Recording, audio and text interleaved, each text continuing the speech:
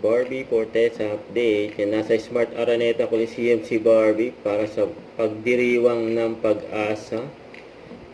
The Alay Kapwa 50 years anniversary benefit concert ng Caritas Philippines. Yun, no? And nag-host pa nga si Barbie dyan. Ang ganda ng outfit ni Barbie. Pretty and red. Ito si Barbie. Kasama niya sila Gabi Garcia at Khalil Ramos.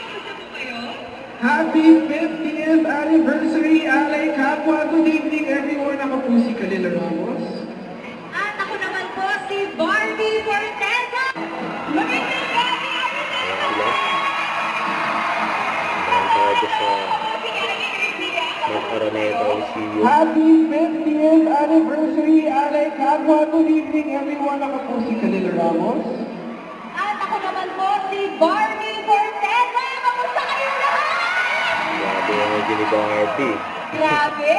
Punong-puno po ba tayo ng pag-asa? Ikaw, Barbie, puno-puno ka ba ng pag-asa? Puro pag-asa na nga. Ako, ewan sa inyo, pero ako, oo.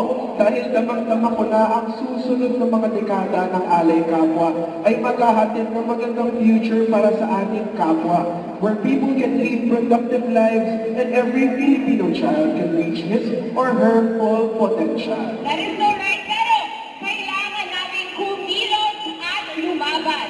Ipaglaban ang karapatang pantao para walang makatira sa ating mundo.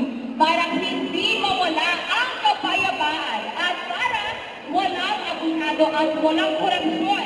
Piliin natin ang mga tunay at karapat-dapat na maging pinuno. Correct! At nakita na natin 7 legacy programs ng Alay Kapwa na naghahatid ng holistic development at nagsusulong ng values formation. Kailangan ng mga programang ito ang ating tulong at suporta. Kailangan ang gabay ng mga nakatatanda at ang lakas at sigla ng kabataan. Kaya sabayan natin ang isa't isa sa pagsasubok sa kinabukasan na puno ng pag-asa. Magkaisa tayo sa pag-aalay ng ating kakayahan at sarili sa ating kapwa. Tumindig tayo para sa mga kababayan natin.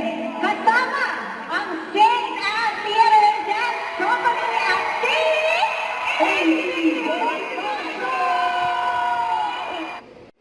Don't forget to subscribe, click the notification bell for more updates. This is Richard Action Vlog. Stay tuned for more videos. See ya.